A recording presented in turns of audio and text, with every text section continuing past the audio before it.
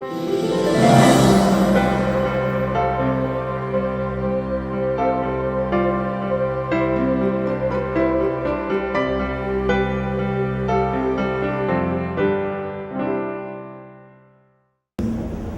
conferencia del día de hoy, patologías de la primera semana de vida, con el doctor Gerardo Cabrera Mesa. Tenemos, usted de ver, pues es un invitado de lujo. El doctor Gerardo Cabrera Mesa es neonatólogo, profesor asociado de pediatría del Baylor College of Medicine en Houston, Texas, consultante regional de la Oficina Panamericana de la Salud de la Organización Mundial de la Salud y es director médico de Neonatología Internacional, sección de neonatología en el Texas Children's Hospital de Houston, Texas. Le damos un fuerte aplauso al doctor para recibirle con el presente de su programa.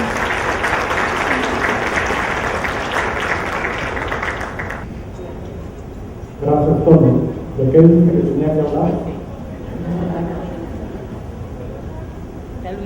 Buenas noches y gracias a la Secretaría de Nuevo León y Institución de Neonatología por esta invitación para compartir con ustedes algunas ideas de movilidad neonatal en la primera semana.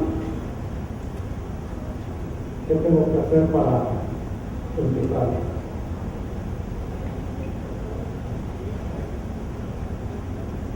Siempre es un buscar aquí con los amigos.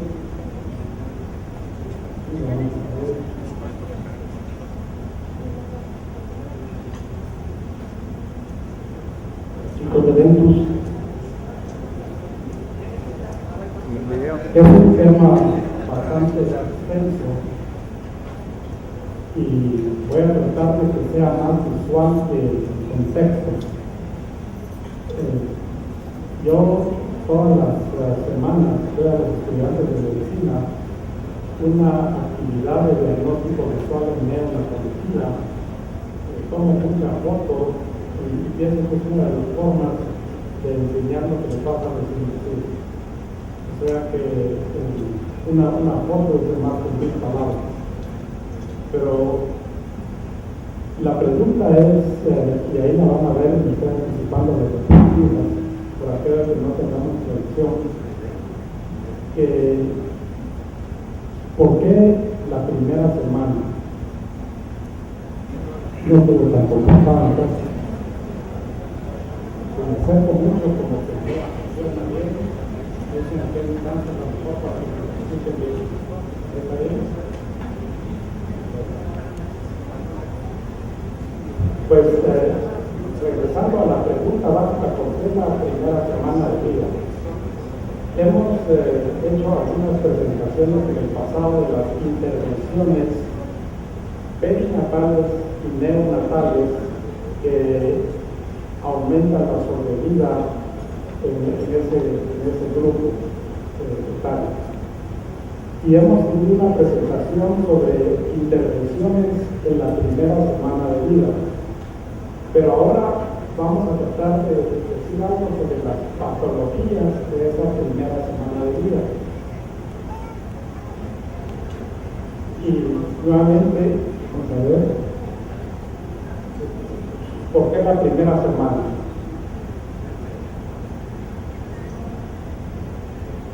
La Organización Mundial de la Salud, UNICEF, una serie de organismos internacionales siempre tienen una serie de programas verticales de atención materno-infantil.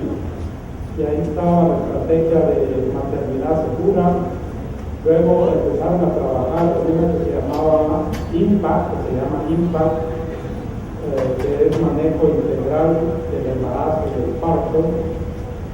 Luego apareció la INCI, o sea, el manejo integral de las enfermedades de la infancia, que para la región de las Américas le llamamos AYEPI o Atención Integrada a las Enfermedades Prevalentes de la Infancia. Esto era lo que se hacía antes de los 80, pero en el 90 y 91 la OMS hizo un trabajo de campo en Tanzania y empezaron a ver al niño enfermo. Por ejemplo, vamos a ver solo al enfermo que también hay algunos años. Aunque cerca del 96% de los niños que consultan a los centros de salud o los hospitales están enfermos, solo un 4% llega para control de niños sanos. Entonces, digamos, ¿qué tenemos que hacer con el grupo más vulnerable de la población, que son los menores de 5 años? Tenemos que entrenar a gente en el nivel de atención primaria a que reconozca lo que se llamó signos de peligro. Y así entrenaron a trabajadores del campo a reconocer los signos de peligro que vamos a ver más adelante. En los 90 empezó esta IEPI o INCI en inglés, y el modelo original empezaba en la primera semana de vida y llegaba hasta los 5 años, y estaba subdividido en 3 grupos, de los 7 días a los 2 meses, de los 2 meses al año y del año a los 5 años. Cuando yo participé en Etiopía en el segundo curso regional de IEPI o de INCI, la pregunta fue: ¿y por qué excluyeron al recién nacido en la primera semana? ¿Por qué excluyeron el nacimiento? Y la razón fue que el recién nacido en la primera semana usualmente o está en el hospital o no forma parte del sistema ambulatorio en el nivel de atención primaria. De tal manera que era más fácil operacionalmente empezar en la primera semana de vida. Con esa preocupación, en septiembre de 2000 nos reunimos en Río de Janeiro, un grupo de neonatólogos de la región, y motivados por la Oficina Panamericana de la Salud, para empezar a desarrollar el componente neonatal de ayer. Como estaba excluida en la primera semana de vida, nosotros con el doctor y luego con la y ahí empezamos a hablar de lo que era el embarazo vectorial. Otros programas o estrategias también se preocupaban de lo mismo. En el momento de nacer, la primera semana, ¿qué va a pasar en el periodo neonatal? Los programas de la Academia Americana de Pediatría y Reanimación Neonatal, el programa estable de estabilización, que fue diseñado más para enfermería, el IEPI neonatal, relativamente reciente, surgió cargando los bebés al respirar, y ellos hicieron marca registrada, con lo cual no he estado yo muy de acuerdo. El minuto de oro. Esto se hace desde el primer minuto, especialmente el bebé que no está respirando. Y nosotros en nuestro hospital en el Texas de Houston empezamos a trabajar lo que se llamó la hora de oro. Posiblemente otros van a empezar con las 4 horas de oro y vamos a subir a platino, y en algunos lugares vamos a hacer plata, platino, oro, y no sé qué porcentaje de. Pero la primera semana es importante porque cuando ustedes analizan la mortalidad infantil, 2/3 ocurren en el periodo neonatal, del primer mes.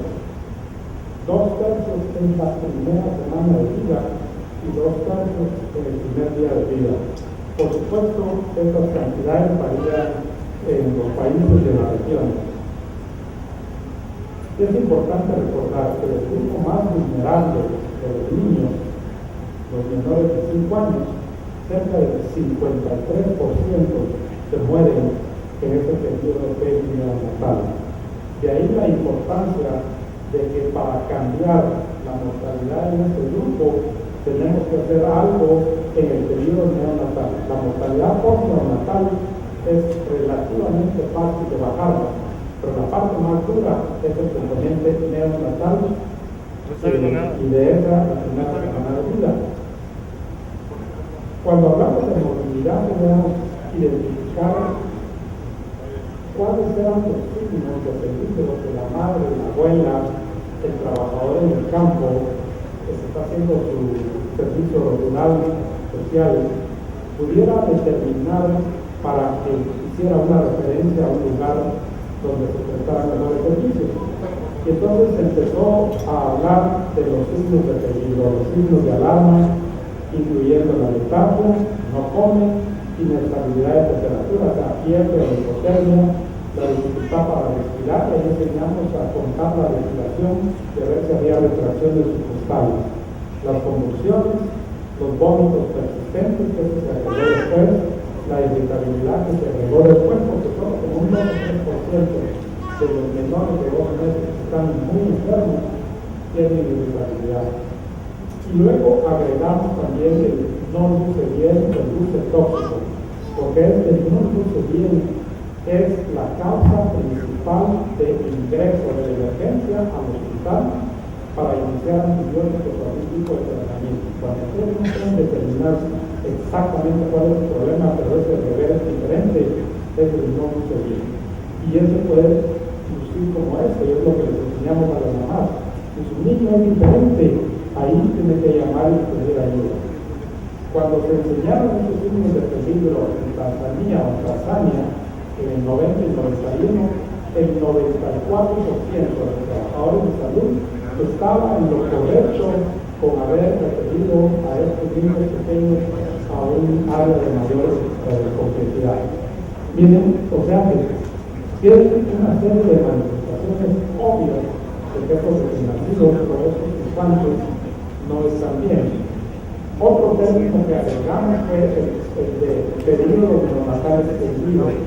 Antes hablábamos solo de periodo neonatal de 28 días, pero cuando incluimos hasta los 2 meses, lo pusimos como periodo neonatal extendido, los cambios en la piel marmoria, el bebé que convulsiona, el bebé que tiene tétanos, los vómitos persistentes, el que está irritable, que es difícil de consolar, el que está obviamente luciendo mal, está deshidrastado, y miren la cara de angustia de esta madre del bebé que no luce bien. La morbilidad neonatal, la enfermedad grave en este grupo, en el 90% de los casos se manifiesta con problemas respiratorios y neurológicos, como vieron ustedes, la letargia que no come bien las infecciones, etc. Es importante tratar de entender qué es lo que pasa en este periodo de adaptación de la vida intrauterina a la extrauterina. Y la doctora Pérez, que fue la primera jefe de nuestra sección, y luego el maestro Dr. Luis, en los 60 diseñaron o desarrollaron el concepto del periodo de transición del recién nacido. Y ellos hablaban de los cambios en función y de la reorganización para lograr una nueva homeostasis. Había cambios en respiración, circulación, el llenado del hígado de los riñones, actividad enzimática, la saturación de oxígeno, la acidosis, la recuperación neural. Entonces, cuando había en ese proceso de transición algún trastorno por algunos factores adversos, se daba la enfermedad o la morbilidad. Siempre les pregunto a los estudiantes de medicina, se les pregunto a ustedes, ¿qué es un recién nacido normal? Porque ustedes quieren ver cuál es el que tiene problemas, tienen que saber cuál es normal y cuál es el anormal. ¿Cómo definen recién nacido normal? Y al final de la charla les voy a preguntar si hay una definición, porque no es así de fácil. Pero cuando un grupo de estudiantes de medicina se lo preguntaron, la mejor definición fue para ellos en aquel entonces el que dijo: un recién nacido normal es un paciente cuyos resultados de laboratorio todavía no han regresado. O sea que sin laboratorio no se puede tener recién nacido normal. Y en esta época que estamos en el tamizaje, ustedes ven un recién nacido normal, pero el tamizaje a las 48, 72 horas les regresa porque tiene no sé qué anomalía del ciclo, de no sé qué aminoácido, no sé qué enzima, pero el recién nacido se está viendo normal en ese momento. O sea, ¿qué es normalidad?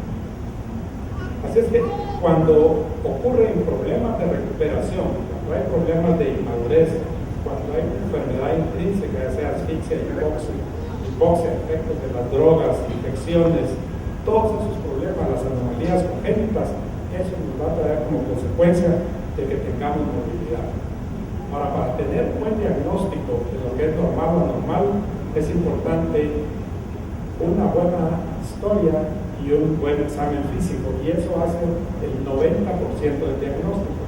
Entonces empiezan viendo a la mamá y les muestro yo esto para ver qué es lo que tiene esta señora. Tiene estreñimiento, comió mucho, es ascitis, embarazo múltiple, es polidramus o qué es.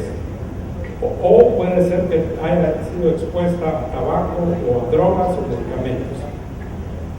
Podríamos decir en términos muy generales que la morbilidad neonatal está en alguna relación importante con la edad gestacional, con la edad cronológica, con el peso al nacer, con los problemas intrínsecos que tiene el recién nacido y a veces podemos decir también con el lugar y el tipo de atención al nacer. Alguien decía, dime dónde naciste y te voy a decir, dime dónde nació el niño y te voy a decir de qué murió. Entonces, dependiendo de qué es lo que esté de moda, que sea lo más popular, así le vamos a dar más peso a uno de esos factores. Entonces, en el campo puede haber una buena cantidad de partos atendidos por una partera tradicional, y aquí está todo el grupo, la posición muy fisiológica para tener el parto, pero ahora los obstetras se han vuelto más cesariólogos y casi todos han sido por cesárea. Esta fue la primera cesárea en Latinoamérica en 1888, por ahí, en Colombia. Esta señora tuvo parto 2 días. Este fue uno de los primeros gráficos que apareció a mediados de los 50, en donde no solo definía premadurez, los atérminos y los postérminos, pero en aquella época se usaba 38 semanas, ahora usamos 37 semanas. Pero entre las 37 y las 38 semanas hay alrededor de un 15% de recién nacidos que todavía no se comportan ni como prematuros ni como a término y que están en un área donde todavía hay problema, y algo que está de moda en los últimos 8 o 6 años ha sido el prematuro tardío, que está a las 34, a las casi 37 semanas.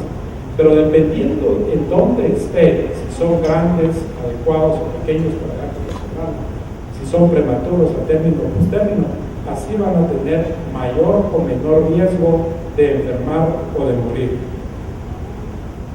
El peso, si vemos el peso en nuestros países en desarrollo, por muchos años, que pesaban menos de 1000 gramos, prácticamente no les poníamos en ventilación mecánica. En cambio ahora el nivel de viabilidad ha cambiado aún en nuestros países en desarrollo. Los retrasos del crecimiento, el determinar si son simétricos o asimétricos, el que tengan esa simetría en el retraso que los asocia a problemas cromosómicos, a infecciones intrauterinas o a hipertensión materna crónica, a la discordancia en los gemelos, no solo la transfusión de gemelo a gemelo, sino que la discordancia en peso y tamaño tiene también algunas implicaciones. Son otros gemelos en donde hay una obvia discordancia. Estos no son gemelos, pero ven que el más grande es el que está más enfermo, inclusive tiene una parálisis, una lesión del plexo braquial por el tamaño, seguramente es un parto vaginal, y este está muy contento como que sin nada. O sea, adecuado para gestacional, va a tener menos morbilidad que este grande, que no solo tiene trauma, porque puede tener asfixia, puede tener problemas metabólicos de adaptación, hipoglicemia, hipoglicemia, hiperbilirubinemiia, etc. Y ven este otro, una nenita muy grande que también tiene más riesgos que un término adecuado para gestacional, pero este es un retraso que puede tener los mismos riesgos de adaptación metabólica, problemas de temperatura, de alimentación, de inmadurez pulmonar, etc. Si vamos a considerar morbilidad respiratoria, aunque la infección no es lo más frecuente en los países desarrollados, cuando vemos la mortalidad neonatal en general, vemos que la infección representa cerca del 34% de la mortalidad, la asfixia un poco menos del 30%, la premadurez y y el bajo peso anda con 32, y las anomalías congénitas que han ido subiendo a un poco más del 20. Pero conforme ustedes bajan la asfixia y controlan las infecciones, lo que va surgiendo es la anomalía congénita. Pero en la morbilidad respiratoria podemos considerar las infecciones, la obstrucción de vías aéreas, especialmente en la respiración del pulmón, pero algo muy característico de los prematuros va a ser la deficiencia de surfactante, que antes le llamábamos enfermedad de membrana hialina o síndrome de dificultad respiratoria, el tipo 1, etcétera, diferentes nombres. O todo aquello que tiene edema como la hipertensión pulmonar, la taquipnea transitoria de los nacidos, que se ve como un 10 o 12%, especialmente los nacidos por cesárea, las cardiopatías, y las cardiopatías críticas, como un paréntesis, representan la primera causa de muerte en el primer año de vida en Estados Unidos. Hay más o menos unas 7 cardiopatías críticas que son las que dan esta muerte, y por eso se ha hecho ya una ley, creo que ya fue aprobada, el que se haga esa oximetría de pulso como un tamizaje para detectar esas cardiopatías críticas, donde está el ventrículo izquierdo hipoplástico, la transposición de grandes vasos, la tefalogía del Fallot, retorno venoso anómalo, estenosis pulmonar y un par más. De tal manera que cardiopatías es algo importante. Asfixia que ha ido disminuyendo, especialmente por esos programas de ayudando a los bebés a respirar, los cursos de reanimación en la IEPI neonatal, y participamos en Ginebra hace unos 6 meses en un programa similar a ese de ayudando a los bebés a respirar, que se va llamando Ayudando a los bebés a sobrevivir, que va a tener todo lo que es el cuidado esencial del recién nacido. Hay síndrome de bloqueo aéreo, hay bloqueo de la circulación pulmonar, y luego hay un grupo grande de problemas misceláneos que incluye una buena cantidad de anomalías congénitas que va a dar morbilidad respiratoria. Y esa morbilidad respiratoria puede iniciarse desde el momento en que no hay surfactante, pero también si no sabemos ventilarlos adecuadamente, este puede ser el inicio de la enfermedad pulmonar crónica. Unas presiones muy altas que sobredistienden la vía aérea y los alveolos van a conllevar a la displasia broncopulmonar y a la enfermedad pulmonar crónica. O sea que en los primeros 3 días de vida puede haber un riesgo importante de que se desarrolle enfermedad pulmonar crónica. Están estos bebés, que es lo clásico que vemos. Entonces, estos que son menores de 1.500 gramos, menores de 1.250, lo importante ahora es minimizar las pérdidas de calor, minimizar el uso de oxígeno suplementario y de minimizar el uso de técnicas de apoyo respiratorio invasivas. Este es más grande, tiene obviamente tiraje subcostal. Vamos a un extremo de las hernias diafragmáticas. Todos estos problemas, muchas de las cardiopatías, estos problemas más complejos, se diagnostican prenatalmente en la mayoría de los hospitales en países desarrollados. Hay morbilidad circulatoria de choque o a todas aquellas que están asociadas a las cardiopatías, anemia, una gran cantidad de patología con el hidrops. Hay 40 o 50 condiciones asociadas a hidrops, de hemorragia materna, fetal, neonatal, transfusión feto-placentaria, transfusión de gemelo a gemelo, enfermedad hemorrágica de recién nacido que depende de la vitamina K, hemólisis, la iatrogénica, hipertensión, etc. La neurológica también, que es importante, la asfixia, el trauma, las convulsiones, los hipotónicos, las hemorragias intracraneanas y por supuesto todas las anomalías congénitas, especialmente los defectos del tubo neural. Estos son algunos ejemplos de lo que se hace en la sala de partos, desde la anticipación y estar ahí presentes en los casos de alto riesgo, y es todo un tema de discusión de cuándo nació eso de que el pediatra tiene que estar en todos los partos. En la práctica privada, pues de modo, por un motivo de ingreso, pero es importante que un pediatra esté en todos los partos, lo más seguro es que no. pero en aquellos en los que se han presentado problemas definitivamente. ¿Cuándo se va a pinzar el cordón? Es un tema de mucha discusión y sabemos que es beneficioso la ligadura a los 2-3 minutos y tal vez un poco de ordenamiento en los prematuros que va a mejorar su nivel de hemoglobina, va a mejorar la circulación y va a disminuir la hemorragia intracraniana, posiblemente enterocolitis necrosante. Examinar la placenta y ver si hubo desprendimiento o algunos otros problemas que expliquen patología neurológica o anemia. Los nudos del cordón, que se ven como el 1% de los partos, los meconiados, que son 10 o 20% de todos los recién nacidos, casi todos ellos son, una buena parte de ellos son posmaduros, menos del 5% son prematuros. Pero algo que es importante es ese cordón umbilical que está está muy enrollado. Esto, cuando ustedes comparan esos recién nacidos, más adelante ven que son más susceptibles de tener patología neurológica. O sea que esto es algo muy importante de documentar en el récord médico cómo estaba el cordón, si estaba hiper enrollado o la terminología que ustedes quieran usar en español. Las circulares del cordón al cuello producen a veces petequias.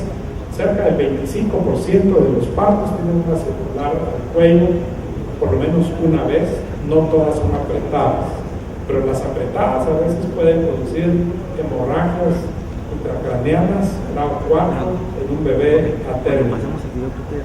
La morbilidad por los hematomas o cefalohematomas, que usualmente lo que uno espera es que haya mayor hiperbilirubinemia, pero nada más.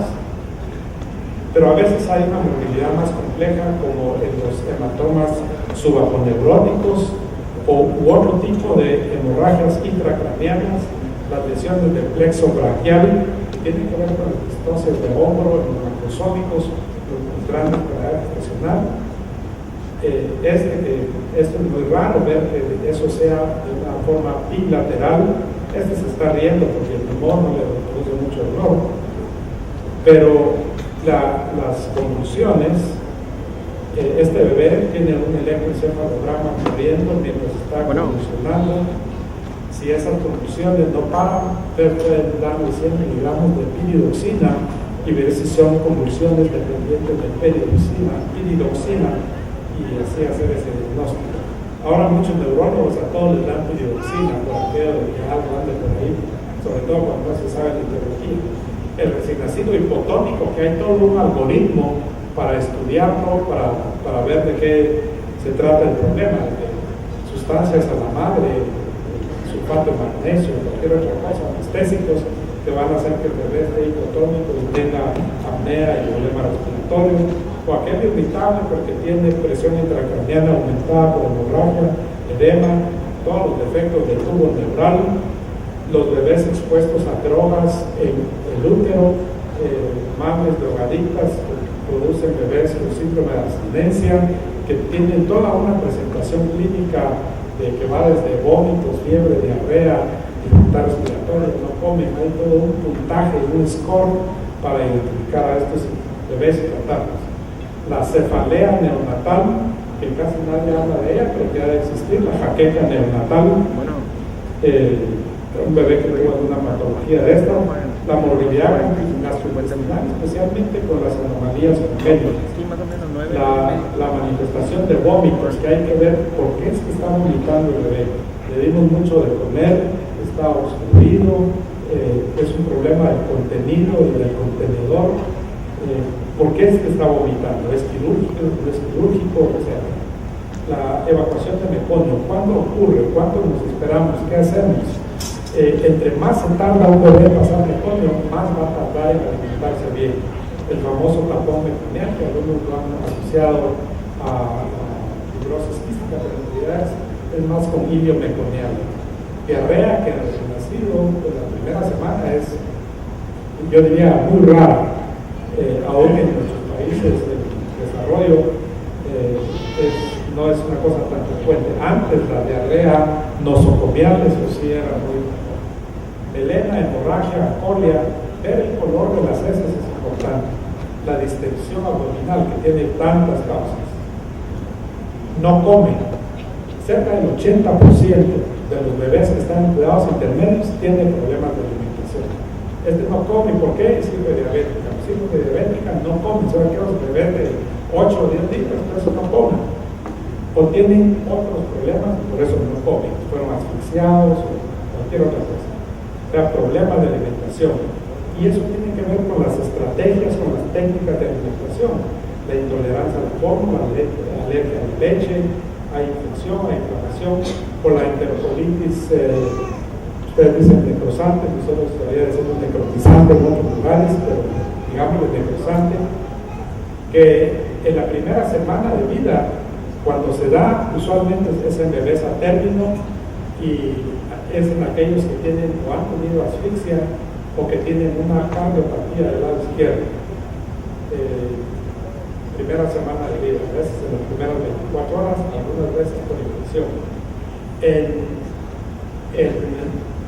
nuestros países pobres es muy raro, pero es ver la enterocolitis, porque la mayoría de estos bebés son prematuros, menores de 1.500 gramos, y ellos casi no sobreviven en lugares donde no hay mucho recurso, de tal manera que parece que no la ven, porque a menor edad gestacional, más tarde es el inicio de la enterocolitis.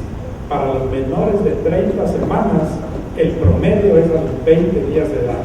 Entonces, ustedes tienen un bebé de 28 semanas, que pesó 1.000 gramos, uno de nuestros países, tal vez el 35% sobrevive. Y de esos que sobreviven, no todos van a tener enterocolitis, de tal manera que por eso es que no la van a ver mucho.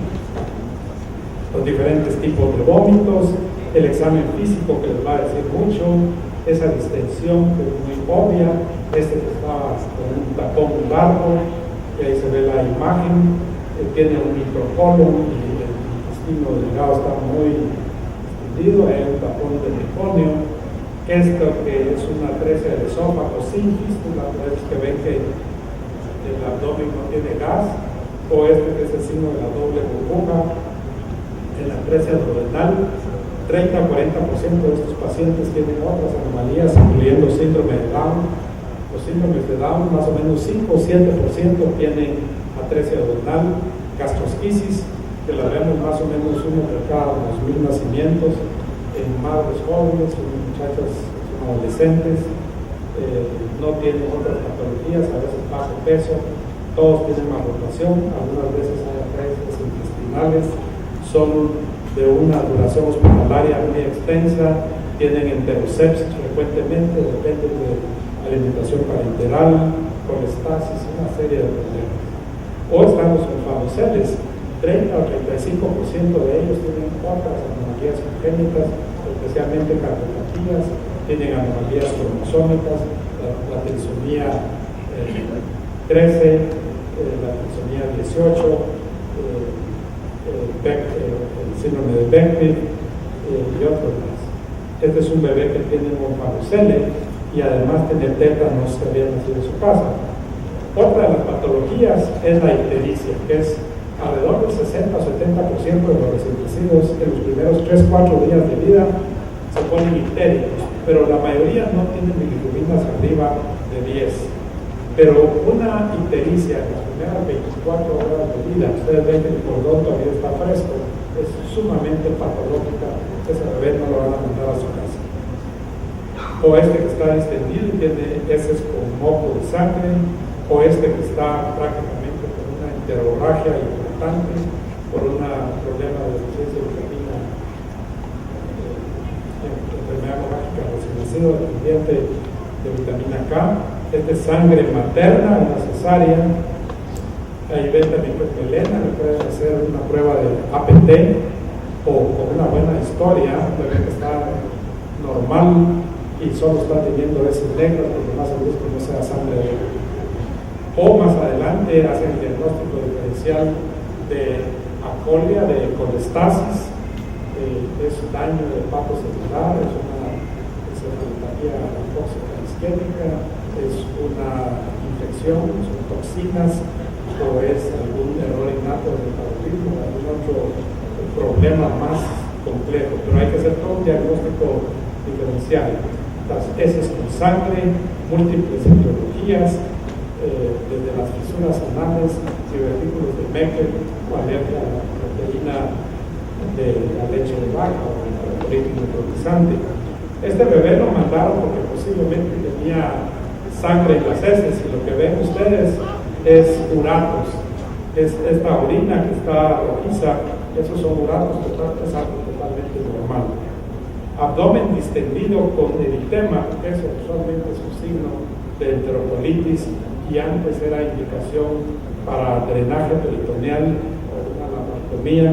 Actualmente, más conservadores, algunos cirujanos dan tratamiento médico. El frenillo corto, o la anquiloglosia, que se ve como en el 8 o 12% de los nacidos, es un obstáculo importante para la lactancia materna.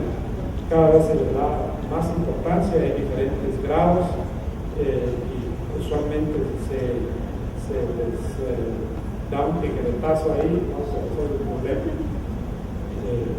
Ya pueden mamar bien. Estrategias para la alimentación. A este le sacamos tarjeta roja porque no se le podía alimentar. A este le sacamos amarilla porque puede comer. Y ha habido una gran discusión sobre orogástrica o nasogástrica. Nosotros usamos casi solo nasogástrica. Para los menores de 32 semanas que pueden tener dificultad respiratoria, otras cosas, es más difícil obstruir 20-30% de la vía aérea, usamos orogástrica como en este bebé. Pero ya después de las 32 semanas, yo diría que el 100% tienen sonda nasogástrica, y algunos de esos inclusive los mandamos a su casa con sonda nasogástrica, sondas de 30 días. Este tiene tarjeta verde, está viendo, puede comer sin problema, hasta con tenedor. El conflicto de esta madre dando de mamar, y ahí tiene un biberón. Yo le doy el biberón, le doy el pecho, ¿qué hago? Pero es importante, para que haya menos morbilidad en la primera semana, tener los bancos de leche. Cerca del 100% de nuestros prematuros están alimentados con leche materna, ya sea de la propia madre o con madres donadoras. Y ese banco de leche tiene suficiente leche ahora. Aquello de que en la sala de partos había que darle una fórmula para que el bebé no hiciera hipoglicemia, eso ya casi no lo vemos. Le preguntamos a la madre si está de acuerdo que le demos leche materna de donadora, y la mayoría dice que sí. Entonces no tienen leche de vaca en las primeras horas de nacimiento. Por la sobrealimentación, 180, 200 por kilo, porque ese bebé tiene hambre, está llorando. Cuando el bebé llora, no siempre tiene hambre, a veces solo quiere estar con la mamá. Entonces, esto es una de las causas, si no la más importante, del reflujo gastroesofágico, la sobrealimentación. La alimentación por copita, y ahí, por supuesto, el 20% se va a la toalla, pero esa es una de las formas que menos morbilidad va a dar después. Los deshidratados como patología gastrointestinal, es importante recordar que la fiebre tiene una serie de condiciones en el diagnóstico diferencial, pero la causa más frecuente de fiebre en el recién nacido es la deshidratación. Los bebés obstruidos, este es su primer día de vida, síndrome de Down, hizo un neumoperitoneo, hizo enterocolitis necrotizante, microlectomía, y el paciente falleció. Es raro ver enterocolitis en las primeras 24-48 horas. La morbilidad hematológica, anemia, que puede ser temprana o tardía, la policitemia, las transfusiones de gemelo a gemelo, el retraso de crecimiento, las cardiopatías exógenas, el frisamiento tardío del cordón. Algunas veces, si se tardan 3 días en frisarlo, pues de modo. La ictericia, que es importante de cuándo aparece y cuál es la posible etiología. Hemorragia, la trombocitopenia, tumores. Aquí está lo del frisamiento del cordón, que esperemos que todos vayan haciéndolo a los 2-3 minutos. Pero miren este señor, Cariño, mi madre no me quiere cortar el chichón de picar. O sea, eso es un poquito tardío. O sea que no hay que esperar, no hay que estudiar. Transfusión de gemelo a gemelo, hematocrito 38 y 68. 14 de hemoglobina, mi mano, la madre 9 y el bebé tiene un piquingo ahí. Colestasis, fototerapia, el bebé bronceado, tenía una atresia abdominal. O sea, el síndrome de Down también tiene diferentes patologías hematológicas, trombocitopenia, leucopenia, el síndrome de mieloproliferativo. La anemia tardía, en vez de los colores de estos bebés, un 20% del volumen sanguíneo de los que están en el intensivo se va al laboratorio. Los hemangiomas que atrapan plaquetas, que producen el fenómeno de Casa-Wagner, las petequias, miren, el cordón todavía está fresco, ya están con petequias. Esta es una leucemia congénita. Esto es normal, son del retiro de las hormonas maternas, pero hay que explicarlo a las mamás para que no se asusten. Ya lo vimos, esto es de trauma, ese es con sangre. Morbilidad infecciosa, siempre pensamos en las primeras 72 horas, que es vertical, usualmente va de la madre, y si es de madre, 72 horas es nosocomial, pero también las clasificamos dependiendo del germen, del órgano, y hablamos de meningitis, hablamos de neumonía, de celulitis, de oncalitis, y hay infección, por supuesto, intrauterina. Hay una oncalitis, que puede ser la vía de entrada para septicemia, neumonía, meningitis, es muy obvio, pero cuando esto pasa de la primera semana, de la segunda semana, y llega a la tercera semana y todavía está este cordón no cae, hay que pensar en unos trastornos de adhesión de leucocitos. Miren este monitor. Lo importante de los signos, de los síntomas y de los monitores es la interpretación. Miren esta frecuencia cardíaca en 211. ¿Será que tiene dolor? ¿Será que tiene una taquicardia paroxística supraventricular? ¿O será que tiene fiebre? Y este es un bebé que está con un rash, con un exantema hasta en el colchón. Y ahí ven con la presión, ven, este bebé tenía un enterovirus. O sea que la fiebre puede dar esas taquicardias. Las cándidas, candidiasis congénita es muy rara. La del pañal, que afecta a los pliegues, lesiones satélites, también lo vemos. Muchas veces aquellos que han tenido antibióticos en la primera semana. El impétigo por estafilococo, la eritropoiesis extramedular, que puede asociarse tal vez a unas 10 condiciones, desde las infecciones como rubiola. Algunos mencionan toxoplasma, no estoy muy convencido que el toxoplasma se pone en listado. La más frecuente viral en el recién nacido es citomegalovirus. Luego está incompatibilidad ABO, que es de las más frecuentes, RH de grupos menores, los neuroblastomas, las histiocytosis de células de Langerhans, y hay una que es muy rara que se llama pseudo-TORCH.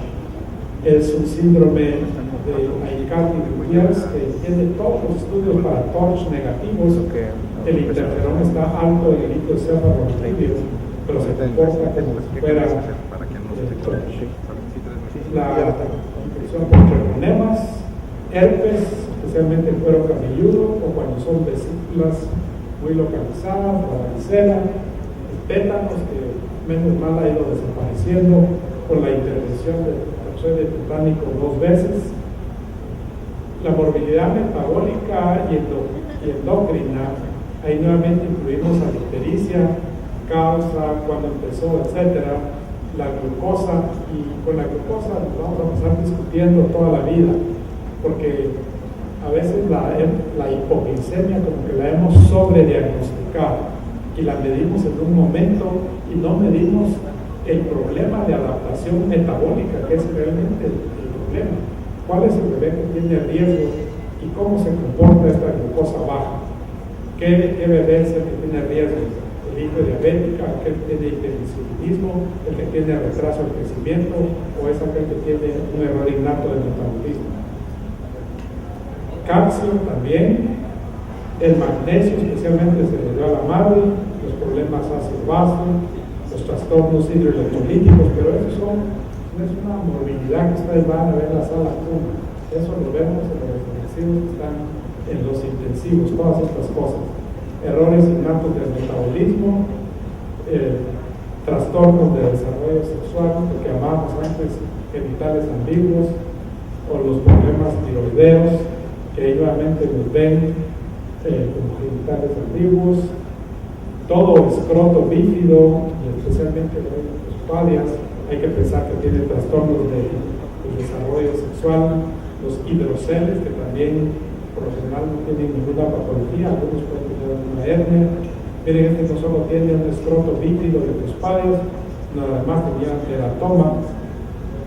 El micropene, pero miren, menos de 2 centímetros, hay que pensar, obviamente si es un prematuro de 400 gramos, ni modo de tener un pene que le vamos a buscar con un lente de aumento, pero por lo demás hay que pensar en hipopituitarismo, hay que pensar en los problemas tiroideos, displasia septo-óptica y por supuesto cuando ven todo lo demás asociado al problema. Los hipotiroideos, 1 en 4,000 casos, las infecciones genitourinarias que pueden dar ictericia, pueden dar otros problemas de urosepsis y por supuesto hay que pensar en las anomalías. Es la forma que orina este bebé, está orinando porque tiene hipospadia, cuando el chorro se va para abajo y le moja los zapatos con el chorro. Y este que está con el chorro, este siempre les digo yo que es tal vez mi foto favorita, porque en esta gota me veo yo. En esa gota estoy tomando una foto. No me cayó ni son una folia. Los sudatos que ya les mencioné, los genitales poco desarrollados, como el Prader Willi en bebés hipotónicos o en prematuros, anomalías de uropatía obstructiva, un belly que tiene ausencia de músculos abdominales, uropatía obstructiva y criptorquidia, que también es otro tema que hay que ver cuando se presenta, los hematomas en el cordón, los colores azulados, y dependiendo de dónde esté, así tiene nombre diferente, Bryan, Stabler, Cullen, Turner, Fox, y lo que significa que es una hemorragia retroperitoneal. En este caso, hay que pensar que en el mismo lado de la coloración azul exista una hemorragia de la suprarrenal. La torsión del testículo, que usualmente no es de la primera semana, pero si el bebé se fue a su casa y no lo diagnosticaron, cuando regresa la madre, cuando vemos eso, o este que tiene meconio en la orina, o un ano imperforado, el himen imperforado, esto puede ser que pase desapercibido y no se diagnostique tempranamente, pero ahí ven un hidrometrocolpos, ahí ven las asas intestinales desplazadas. Si vemos la piel, vamos a ver los síntomas neurocutáneos, infecciones, hemos hablado por veces del arcoíris neonatal, trauma, podemos ver la vitalidad del recién nacido, el fenómeno de Arlequín, la piel marmórea, la acrocianosis, la policitemia, la anemia, los blancos, los azules, los rojos, los verdes, y vemos también esa patología del tema tóxico, las lesiones por succión, diferentes rash por fototerapia, el lupus, en el 70% ver la piel del lupus del recién nacido, hacemos el diagnóstico de la madre, la necrosis grasa subcutánea, vemos las petequias y todos esos, los neurocutáneos, la incontinencia pigmentica, que es llegar al sexo, la neurofibromatosis, el complejo de tuberosa. Estas manchas neumónicas en el recién nacido en la cara son raras. Yo tal vez solo he visto unas 3 manchas bombólicas en la cara, en la frente. Pero cuando ustedes ven un nervio melanocítico en el cuero cabelludo, tienen que hacer imágenes, porque puede ser que tenga un tumor o alguna otra patología intracraneal. Y una de las más comunes morbilidades es, ¿cuál es? La iatrogenia, porque ya se ha llamado la iatrogénesis imperfecta. El laboratorio comete un error, ustedes lo interpretan y piden más cosas y así se desarrolla toda una cascada y los le hacen más problemas. Reflexiones finales, y esas las oí aquí del doctor Lau. Hoy, ¿dónde estamos? Estamos en el hospital, donde somos residentes, somos estudiantes, somos profesores, ¿qué somos? ¿Cuál es nuestro papel? Somos de salubridad, de seguridad social, de tomar decisiones políticas. Que se vea la persona y que Entonces, se vea ¿qué? ¿Vamos a hacer alguna intervención? O sea, ¿cómo? ¿Cómo vamos a hacer? Para los que estén interesados, nos podemos mandar las intervenciones en inglés o en español basadas en evidencia para disminuir morbilidad y mortalidad perinatal y neonatal. Es un documento que hicimos con la OPS hace unos 2-3 años. Pero ahí están 80 y pico de intervenciones que sí pueden cambiar esa morbilidad. Mandatorio, una buena historia, un examen físico, enfoque de riesgo, sistema de triage, la anticipación, poner en práctica esas intervenciones, las preconcepcionales del embarazo, de los partos prenatales, la seguridad del paciente, la educación continua, seguir aprendiendo del aprendizaje colaborativo, el trabajo en equipo, el liderazgo, todo eso, la evaluación, monitoreo y medición de resultados. No hay preguntas.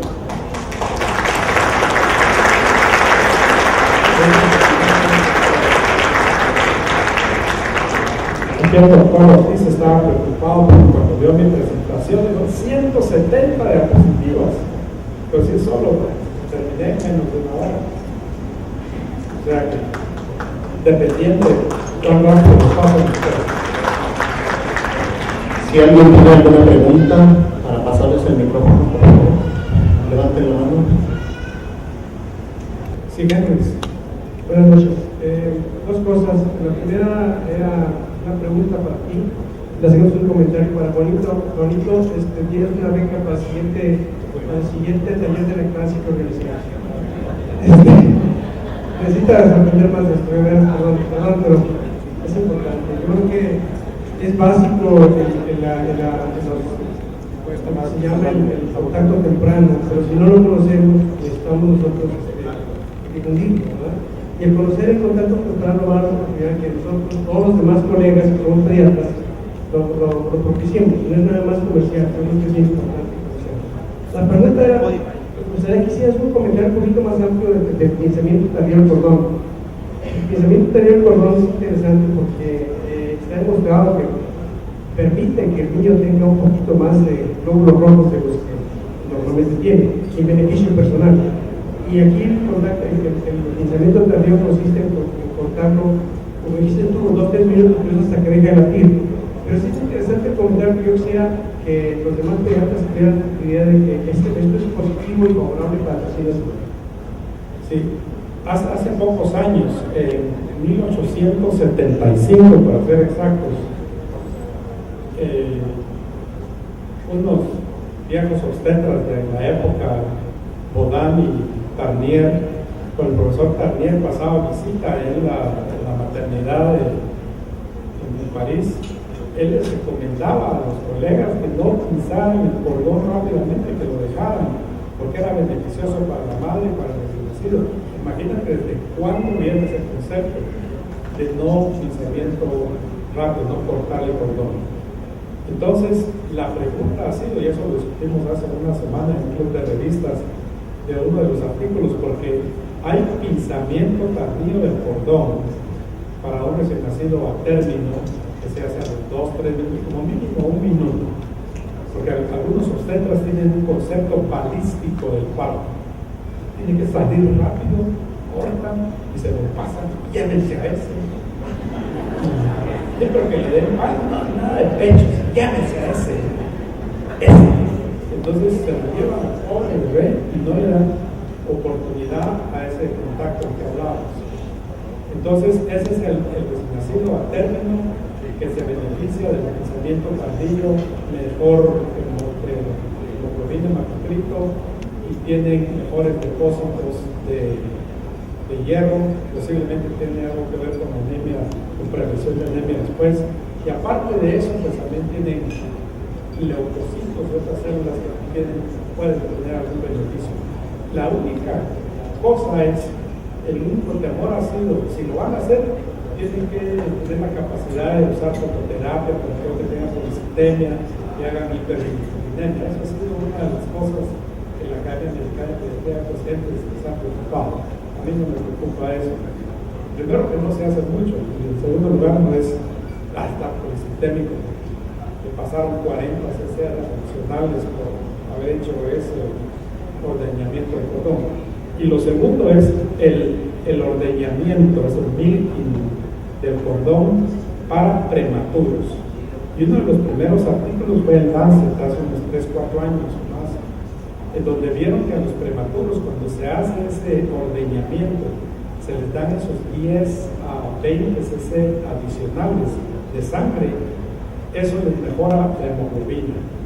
Y para los bebés prematuros muy pequeños, esos menores de 1000 gramos, la sobrevida depende de, obviamente, edad gestacional, peso al nacer y su hemoglobina. Si tienen buena hemoglobina, buena hematocrito, van a tener mejor circulación, menos acidosis, menos hemorragia del penthouse, hemorragia intraventricular y posiblemente menos enterocolitis pero no hay muchos estudios en pretérminos y el ordeñamiento del cordón.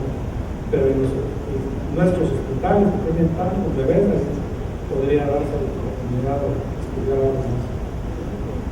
¿Tienen hambre o no quieren que sigamos hablando? La morbilidad por hambre. Pues muchas gracias al doctor Gerardo Cabrera Mesa, que no se merece un aplauso muy fuerte.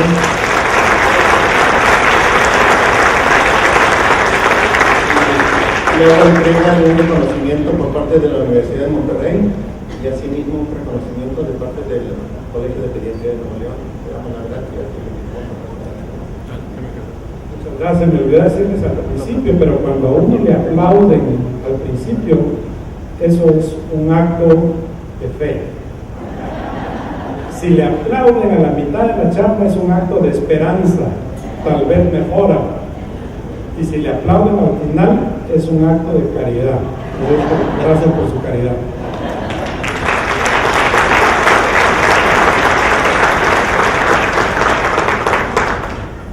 Ya la cena la pagué, o sea que fue. A continuación, vamos a tener una ponencia presentada por nuestro patrocinador del Laboratorio de México.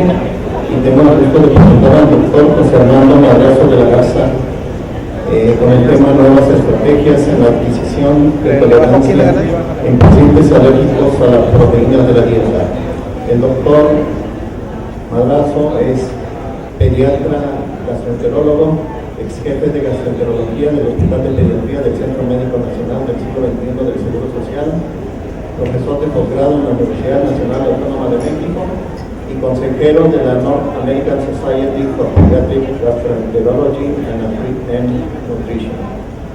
Adelante.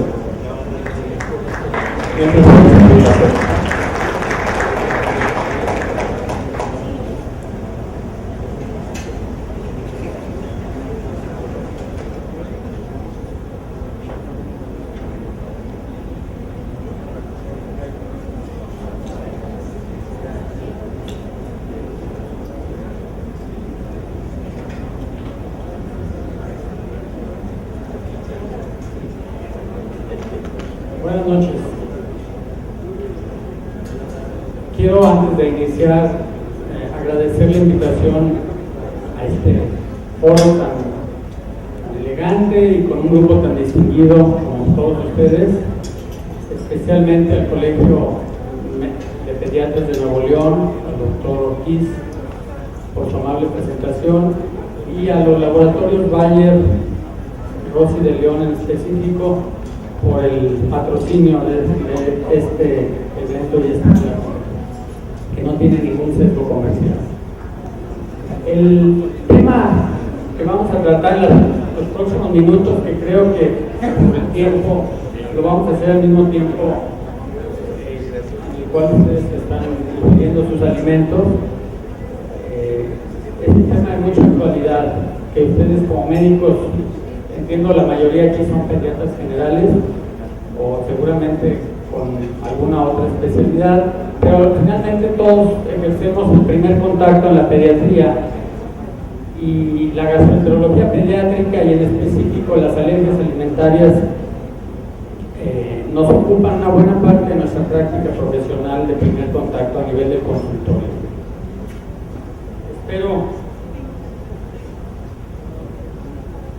Espero que al final de estos minutos podamos cumplir con los siguientes objetivos. Primero vamos a tratar un poco las generalidades del tema. Vamos a hablar de concepto de sensibilidad y tolerancia, enfocada básicamente en la alergia alimentaria, los mecanismos que se están intentando para inducir la tolerancia, los fenotipos gastrointestinales que son muy importantes en la práctica diaria de la gastroenterología, y hablar al final de nutrición y alergia y un poco de los aspectos educativos. ¿Qué factores sabemos que están influyendo en que un niño desarrolle o no desarrolle una alergia alimentaria?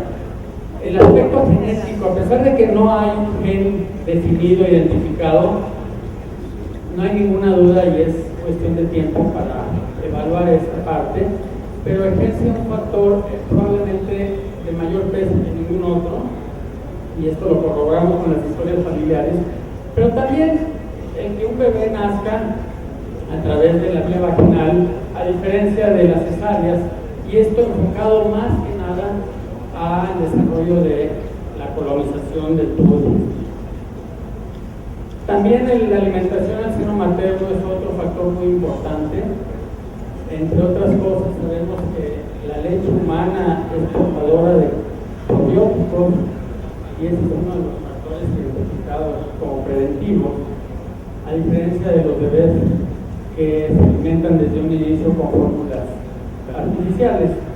Y esta foto puede verse un poco exagerada, pero el factor ambiental higiénico está jugando un papel cada vez más reconocido en la protección de las alergias. Este esquema lo diseñé para tratar de demostrar la complejidad del tema. En las alergias alimentarias sabemos que tenemos diferentes manifestaciones clínicas de acuerdo a el nivel o el segmento del tubo digestivo afectado. Como podemos ver acá, desde manifestaciones de la boca, del esófago, con el reflujo alérgico, la esofagitis eosinofílica, la afectación del estómago o del intestino, con los síndromes de enterocolitis, y el colon, la colitis alérgica y la constipación. Nosotros tratamos de esquematizar estos síndromes o estas enfermedades a lo largo del tubo digestivo, y nos imaginamos el trayecto que los alimentos llevan a partir de la ingestión.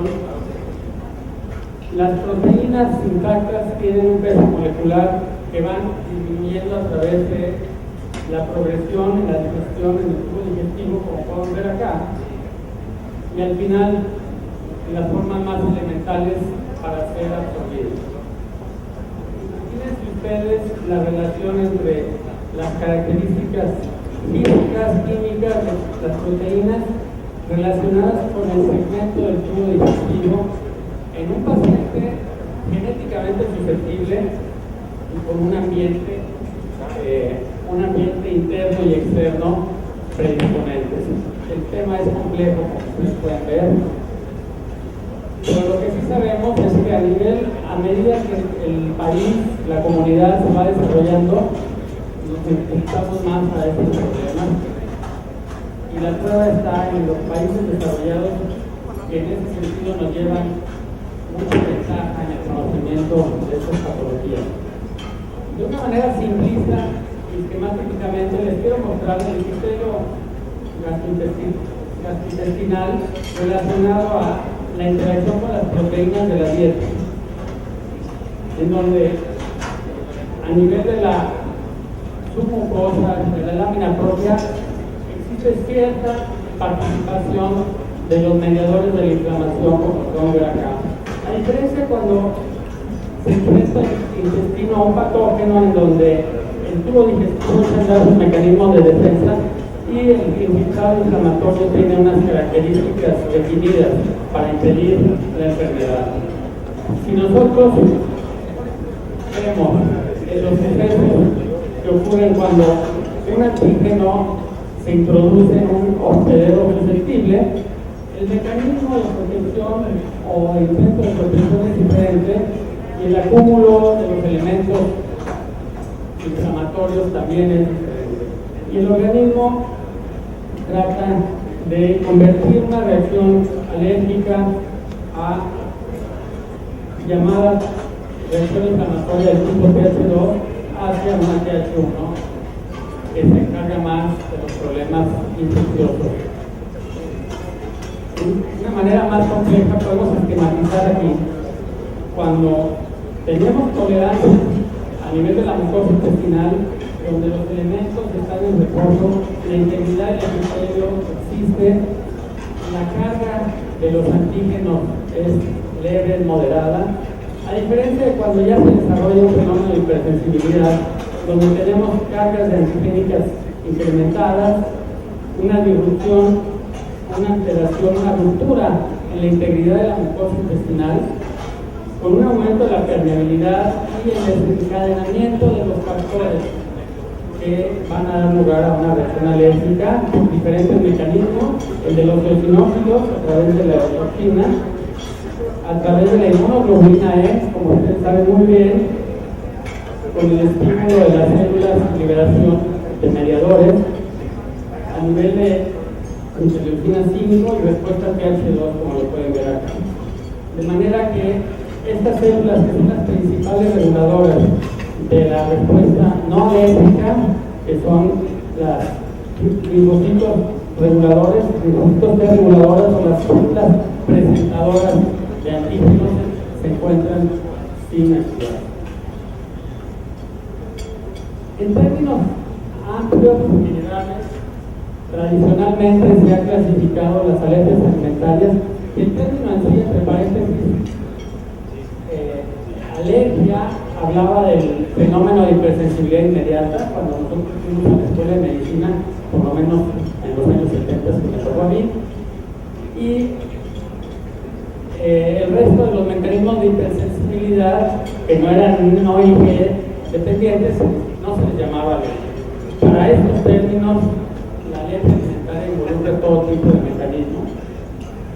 Y vemos que las que son IG dependientes tienen más manifestaciones extra gastrointestinales, como a nivel de la piel, de la boca, del tracto respiratorio, como vemos acá, la piel, el eczema, etc. Estos son ejemplos típicos de alergias IG dependientes, a diferencia de las no IG dependientes, que se limitan más al tubo digestivo, que pueden afectar el esófago, como vemos acá, el intestino, enfermedad celíaca, esofagitis eosinotílica, reflujo alérgico, que es un tema que nos va a tomar la mayor parte de la plática del día de hoy, la irritabilidad en estos niños, y fenómenos mixtos que se han identificado. Entonces podemos hablar de esos tres tipos desde el punto de vista fisiopatológico y de las alergias alimentarias, por lo menos hasta la fecha. El concepto de tolerancia oral, que es al final de cuentas lo que el organismo quiere alcanzar y poder estar expuesto a todo tipo de proteínas, ya sea ambientales o ya sea alimentarias. Es un mecanismo inmunológico que suprime una reacción de sensibilidad a los antígenos de la dieta. Y en esto, ya mencionamos, participan diferentes mediadores, las células inmunales, células presentadas de antígenos, las dendríticas, las T reguladoras y linfocitos enérgicos. ¿Cuándo hablamos de sensibilización y cuándo hablamos de tolerancia? El fenómeno de tolerancia es un fenómeno permanente. A través de estas células T reguladoras, con una desviación al sistema CH2, como mencionábamos, que logramos un estado de alergia. Y la desensibilización es una respuesta transitoria en donde tenemos recaídas al suspender el antígeno oral. Hay una sustitución de una baja de actividad de células cebadas en basófilos.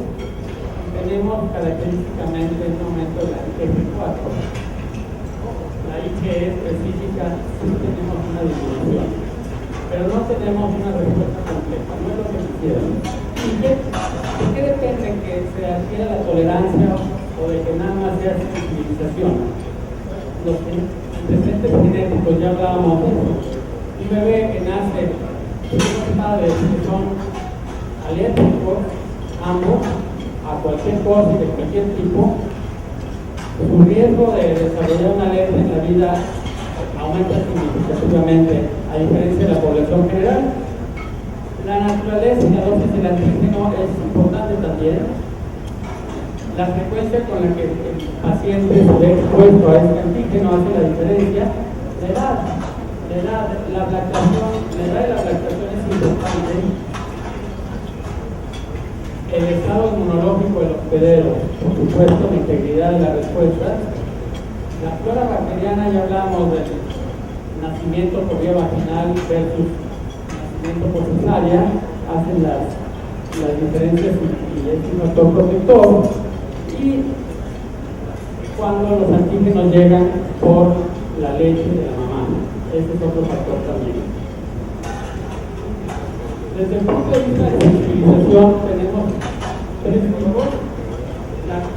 dos tipos. La clase 1, que es aquel que llega por los alimentos a través de la vía oral, y la clase 2 es aquel que llega por inhalación de un antígeno y tiene reacción cruzada o el contacto con la piel con manifestaciones en el tubo digestivo.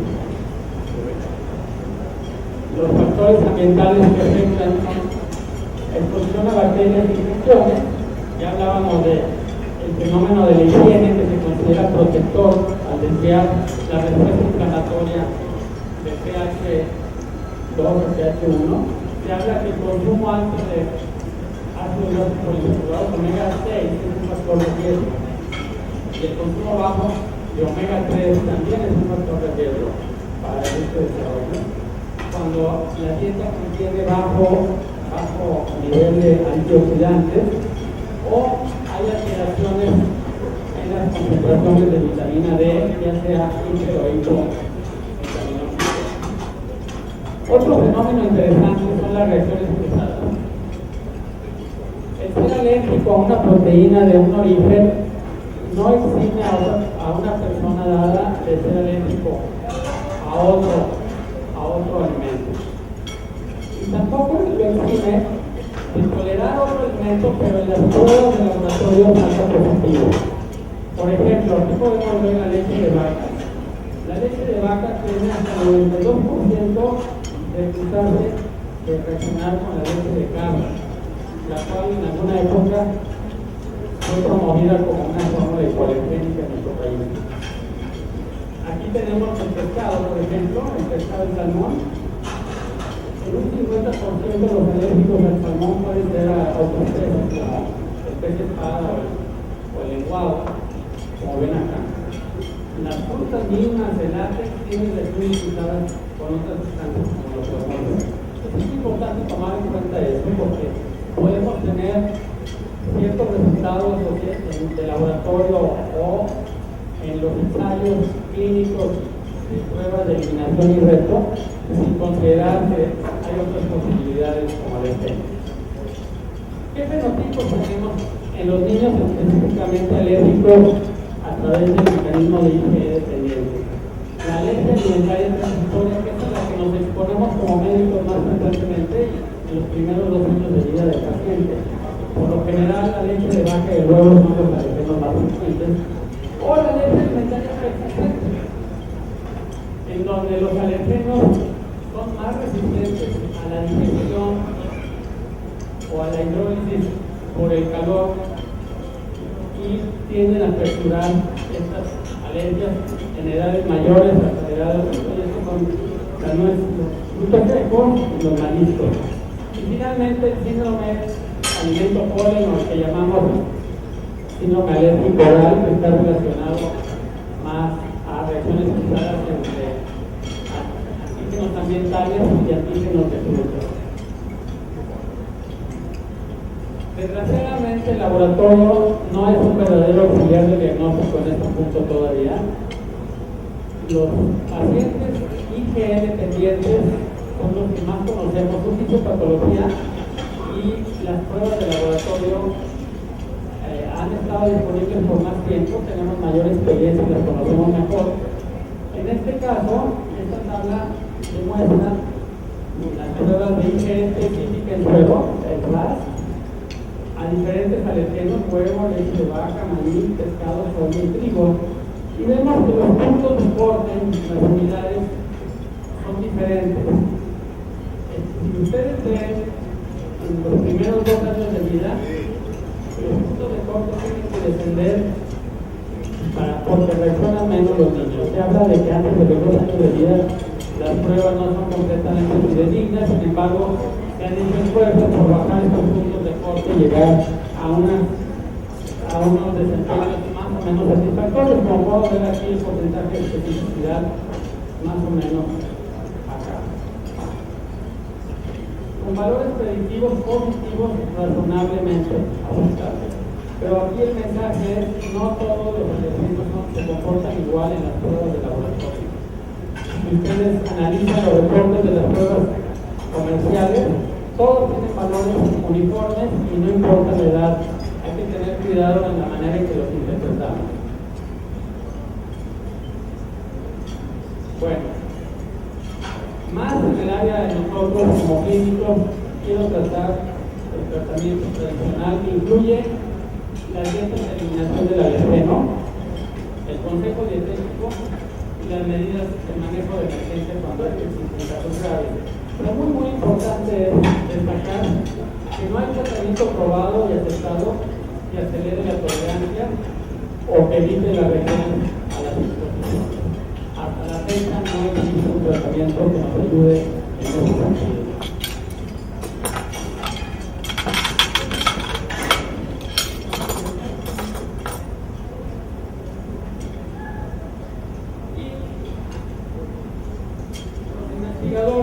Han tratado de inducir tolerancia a través de diferentes sistemas, como el usar alergenos nativos específicos. Ahorita vamos a hablar de estos sistemas. El utilizar alergenos nativos específicos.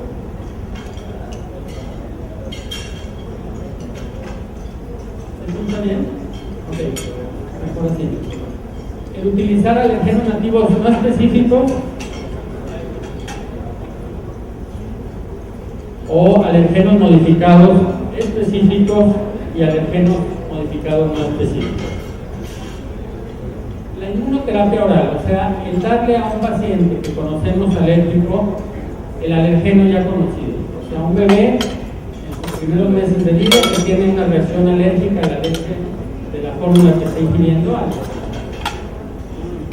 producida a través de la leche de vaca, ignoramos ese hecho y le damos, lo exponemos hasta que desarrolle tolerancia. Como sabemos que es una alergia transitoria, tenemos la confianza de que va a superar el problema y se ha visto que esto no ofrece mejores resultados en cuanto a índice de tolerancia.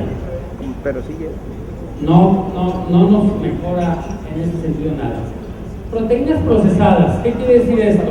Usamos la leche de vaca para cocinar, para preparar unas galletas, un panqué, y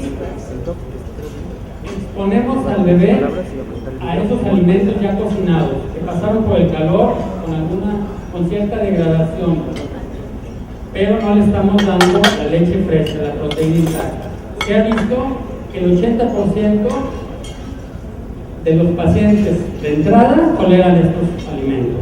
El 80% es muy bueno, de manera que cuando sometemos a una dieta de eliminación a una mamá que está lactando o a un niño que ya tiene 2, 3, 4 años de edad, no necesariamente tenemos que quitarle esos alimentos hechos a base de leche de vaca, pero sí la leche de vaca o los derivados como la crema, el yogur, los helados, el queso, etc.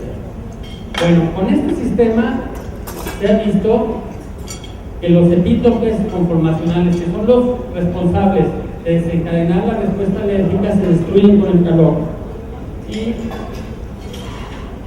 las pruebas cutáneas o las pruebas de IgE específica en suero no discriminan, no identifican a estos pacientes, desgraciadamente, como para adelantarnos y decidir qué dieta damos. El seguimiento a un año no demuestra que estamos arriesgando al paciente a desarrollar asma, dermatitis, eczema o lesiones de la mucosa intestinal necesariamente. Y se demostró mediante este sistema que se puede desarrollar tolerancia más rápido. Sin embargo, es una técnica que no es perfecta, llegamos al 80% y nos lleva tiempo. La inmunoterapia subcutánea, la que los alergólogos practican o practicaban, sobre todo para problemas respiratorios, lo que se ha demostrado en el tubo digestivo, en el sistema de alergias alimentarias, que sí ha demostrado cierta desensibilización y desarrollo de tolerancia parcial. Produce reacciones sistémicas impredecibles, ese es el problema, que pueden llegar hasta choque anafiláctico. Por lo tanto, este tipo de riesgos sobrepasa los beneficios y ha desmotivado el seguir usándolos. La inmunoterapia subcutánea no es recomendable, a pesar de que tiene ciertos resultados. La inmunoterapia sublingual se está usando con mayor frecuencia cada vez y es más aceptada por las familias y los pacientes. Y se ha visto que, por ejemplo, en el caso del cacahuate, que es un alergeno muy frecuente en Estados Unidos, en Canadá y en Europa, mediante estudios dobles ciegos controlados, que a los 12 meses de administrarlas se logró que la dosis subiera 20 veces, que subiera 20 veces para desarrollar una reacción. O sea, sí hay resultados que comparados con placebo son significativos, sin embargo, no son perfectos de nuevo. Si yo, aunque sean dosis altas, siguen reaccionando. Y también se logró que las pruebas de PRIC o la estimulación de basófilos o la concentración de interleucina 5 y la IgG4 mejoraran, pero no totalmente. O sea, hay resultados parciales, prometedores. Bueno, y no hay efectos adversos, significativamente hablando. El parche epicutáneo es un sistema en que expone el antígeno directamente sobre la piel sin lesionar la piel con ningún tipo, o sea, sobre la epidermis, midiendo reacciones inmediatas, mediatas, etc. En este caso, se administró proteína de leche de vaca por 3 meses, se comparó con placebo y se vio que la dosis desencadenante también mejoró de 1.8, se fue hasta 23.6 mililitros. Sin embargo, siguieron reaccionando. No es perfecto el sistema, el placebo no tuvo ningún cambio y la IgE específica no se modificó. De nuevo, aquí hay un área de oportunidad, sin embargo, todavía no se logran resultados óptimos. Cuando la inmunoterapia con polen subcutáneo y esto más enfocado al síndrome alérgico oral, que es más agresivo, en casos de alergia a la manzana alcanzó el 84% de tolerancia oral versus 0% de los controles. La reacción cutánea a la manzana disminuyó en el 88% y más del 50% de los pacientes seguían tolerando manzana hasta 18 meses después de suspender el tratamiento con las inyecciones de polen. Pero la mayoría al final, tarde o temprano, regresó a pruebas cutáneas, a las pruebas de PRIC positivas. También se ha analizado la modificación de los antígenos mediante ingeniería recombinante, modificando, por ejemplo, los epítopes en las células presentadoras de antígenos, este es un sistema, o inmunizando con DNA bacteriano, tratando de desviar esa respuesta TH2 hacia TH1, como hablábamos anteriormente, o utilizando nucleósidos sintéticos ligados a los alergenos para desarrollar tolerancia. Otro sistema, otra estrategia fue bloquear las inmunoglobulinas a receptores en células cebadas y basófilos para prevenir la degranulación de estas células. En este estudio se demostró en ratones, al modificar los epítopes en el cacahuate, con ayudantes bacterianos para reforzar la respuesta TH1, que mejoraron significativamente las reacciones de anafilaxia en un modelo animal de anafilaxia. Entonces, también por ahí hay áreas de oportunidad que se están investigando cada vez más.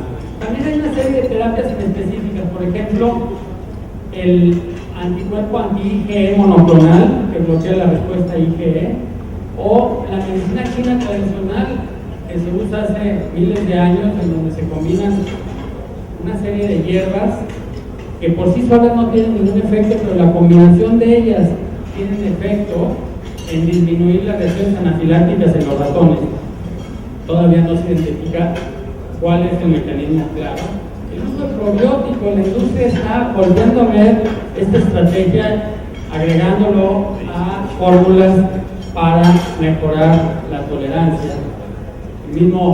Con el mismo sentido, los antígenos procedentes de parásitos o anticuerpos contra interleucina 5, que es, como ustedes vieron en una de las diapositivas, un mediador de la respuesta TH2. Esas son todas estrategias experimentales que están dando mayores o menores resultados en el desarrollo de tolerancia, que desgraciadamente ninguna de ellas es totalmente eficaz y tenemos, creo, que continuar con esta investigación. ¿Cuáles son los alergenos alimentarios más frecuentes? Eso depende del sitio donde estemos, la comunidad, el país, el continente, las costumbres culinarias y las características de alimentación de los bebés. Aquí en este esquema tenemos englobado la mayoría de los alergenos. Perdón, no tenemos otro apuntador porque se nos está acabando la pila de esto. ¿Sí? No os puedo. Perdón. En Monterrey hay grupos muy activos de alergólogos que han estudiado la epidemiología de las alergias alimentarias, y en este estudio específico, vean nada más, esto es en niños y en adultos, los lácteos, el huevo y el pescado, los alergenos que se identificaron con mayor frecuencia, y esto es básicamente universal. En México no tenemos alergias al cacahuate, por ejemplo, pero nuestros niños no llevan sándwiches de mantequilla de cacahuate y mermelada al colegio como en Estados Unidos y en Canadá. No los exponemos al cacahuate tan temprano. Pero leche de vaca por mucho es la más común en México, el huevo y el pescado. De nuevo, enfatizando, no hay tratamiento probado y aceptado que acelere la tolerancia, que evite las reacciones a exposiciones. Entonces, ¿qué nos queda? Pues nos queda eliminar el antígeno de la dieta. Esa, en el primer año de vida, es la principal medida terapéutica que podemos hacer. Y desde el punto de vista alimentario, eliminamos el alergeno. Podemos ofrecer ciertos medicamentos para mejorar los síntomas, no para curar, desgraciadamente, y tomar medidas preventivas. Las dietas de eliminación, recordar que tienen que estar basadas en una evaluación nutricional. No es lo mismo un niño que nos llegue ya desnutrido y someterlo a una dieta de eliminación que un niño que está bien nutrido y que no tiene afección en su desarrollo. No olvidar que cuando eliminamos la leche de vaca tenemos que suplementar calcio, y lo que estemos dando, que la proteína tenga alto valor biológico como la de la leche de vaca. o sea que contenga todos los aminoácidos esenciales. Hay que considerar, ya hablábamos de esto, las reacciones cruzadas, no porque la leche de vaca es lo más común, quiere decir que el niño puede comer todo lo demás. Y como pediatras, como médicos de primer contacto, debemos de vigilar periódicamente y de cerca el estado nutricional de ese paciente que está recibiendo una dieta especial. Bueno, ahora vamos a irnos un poco más a la práctica, a aterrizar en lo de todos los días. Aquí tenemos dos temas muy importantes: enfermedad por reflujo gastroesofágico, que ustedes han escuchado hasta el cansancio en los últimos 20 años, conferencias por todos lados al respecto. Y aquí tenemos alergia a proteínas de la leche de vaca del otro lado. Estos dos padecimientos, ¿por qué los estoy poniendo en la misma diapositiva? Porque tienen muchas similitudes. Afectan al mismo grupo de edad, tienen una prevalencia, epidemiología parecida y sobre todo tienen un cuadro clínico que se parece mucho y nos llega a confundir. En el reflujo gastroesofágico tenemos una serie de signos y síntomas que van variando con la edad, desde el recién nacido, de los prematuros, inclusive el lactante, el escolar, etc. Y cada vez con la edad se van pareciendo más a la sintomatología que el adulto presenta. Y por el otro lado, la alergia a la proteína de la leche de vaca también tiene una serie de signos y síntomas de acuerdo al ciclo del tubo digestivo afectado. Pero ¿qué queremos demostrar en esta diapositiva? Que los signos o los síntomas más comunes de ambas patologías son compartidos, como el llanto, la irritabilidad, el vómito y la regurgitación. Y de ahí la gran confusión que a través de los años ha producido el tema de reflujo gastroesofágico fisiológico, de enfermedad por reflujo gastroesofágico y de alergia a las proteínas de la leche de vaca y de reflujo alérgico. Son 4 temas que yo espero que al final de esta cena podamos todos manejar muy bien, por el bien de todos nuestros pacientes, sin tener que hacer más estudios de lo necesario o no hacer ninguno y no dar ningún medicamento que no sea necesario. Fíjense nada más, en niños alérgicos y G dependientes, en general a la proteína de leche de vaca, el 80% desarrolla enfermedad por reflujo gastroesofágico. Cuando es la caseína la causante, 77. Alfa-lactalbúmina, 70. Cuando las alergias son relacionadas a otro tipo de antígeno, se habla del 40%. Imagínense nada más la gran cantidad de sobreposición que hay en estos pacientes. Les voy a traer 3 condiciones a las que nos enfrentamos todos los días en nuestro consultorio, y si pudiéramos nosotros manejar esas 3 condiciones, yo me sentiría muy satisfecho de esta plática. Que por cierto, venía con la ilusión de ver agua en el río Santa Catarina, pero hay otras lugares que me tocó agua, pero dicen que había más hace 3 o 4 días. Este niño, este bebé, como lo ven, se ve bien. La piel, las características de la mucosa, el brillo de los ojos, el desarrollo que tiene para la edad, que son 6-7 meses. Se ve bien, pero es un niño que regurgita y que vomita, pero tiene una expresión de preocupación. ¿Sí estamos de acuerdo que está preocupado el niño? Está preocupado porque ve a la mamá limpiando lo que es regurgito en la casa, cambiando el babero cada rato, y más le preocupa que la mamá le da medicinas cuando él dice que se siente bien. Pero lo peor de todo, y la principal causa de su preocupación, es de que no lo vayan a llevar a un doctor que lo vaya a operar, porque se dan los casos como ustedes saben muy bien. En el centro tenemos otro niño que lo que hace es llorar y vomitar todo el tiempo. No se está desarrollando muy bien en cuanto a peso, y la mamá está con toda la razón preocupada. Este niño recibe medicamentos, y finalmente este otro niño que también vomita y regurgita, pero además tiene eczema, tiene estas lesiones características de una piel alérgica. Estos tres casos los vemos muy seguidos en nuestros consultorios. Todos los días nos enfrentamos a uno, a otro o a los tres. ¿Cuáles son las diferencias?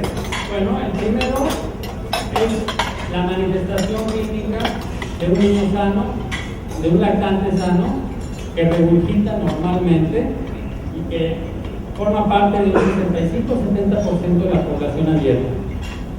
El segundo caso es un niño enfermo por reflujo, efectivamente, y nos habla de que entre el 5 y el 10% de la población de lactantes le puede pasar eso. Y el tercer caso es el 2.5 a 5, o sea, la mitad, ya hablábamos de la mitad, en que aparte de tener reflujo, tiene una alergia de fondo, es un reflujo alérgico. Si nosotros podemos distinguir estos tres casos en la clínica diaria, podemos racionalizar muy bien el tratamiento que le vamos a dar. El primer caso, no necesitamos dar medicamentos. Nada más tratamiento conservador, recuerdan, modificaciones en la dieta, en la posición, sobre todo educación a los familiares, tranquilizarlos, reafirmarlos. El segundo caso sí necesita tratamiento médico y en un porcentaje muy pequeño, aquí y en todo el mundo, a veces tienen que llegar a cirugía, pero muy pequeño. Hablamos del 1% de este grupo, del 5 al 10%. Más que eso, estamos operando de más. Y finalmente, el tercer caso, le podemos ofrecer las mismas estrategias, pero lo más importante de todo es el manejo de la alergia, porque es el fondo del problema. Y con suerte, al manejar la alergia, ya no vamos a necesitar los medicamentos. En reflujo tenemos mecanismos fisiopatogénicos. El más común es el que llamamos relajaciones transitorias del esfínter esofágico inferior. Estas relajaciones ocurren fuera de los periodos de alimentación. Este esfínter, el cardia, se relaja para dar paso a los alimentos, pero también se relaja aunque no haya alimentos. Esas son las relajaciones transitorias.